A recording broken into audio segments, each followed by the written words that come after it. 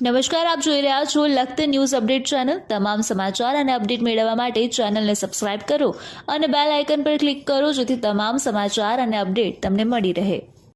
લખતર તાલુકામાં આગામી લોકસભા 2024 સામાન્ય ચૂંટણીને લઈને 27 સિનિયર સિટીઝન અને 2 દિવ્યાંગ વ્યક્તિઓએ પોતાના ઘરે મતદાન કર્યું। સરકાર દ્વારા દિવ્યાંગ વ્યક્તિ સહિત સિનિયર સિટીઝન વ્યક્તિઓ પોતે મતદાન કરી શકે તે માટે થઈને વ્યવસ્થા કરી આપવામાં આવી છે।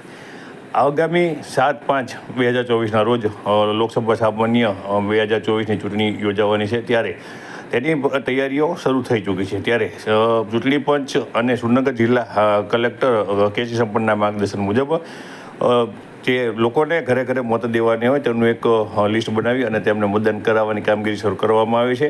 ત્યારે લખતર તાલુકાની અંદર 27 સિનિયર સિટીઝનોએ પોતાના ઘરે મત આપવા માટે થઈ અને સંમતિ આપી હતી। સાથે 2 દિવ્યાંગ વ્યક્તિઓએ પણ પોતાના ઘરે મતદાન કરશે તેવી સંમતિ આપતા આજે તમામ લોકોના મતદાન કરાવવામાં આવ્યું હતું।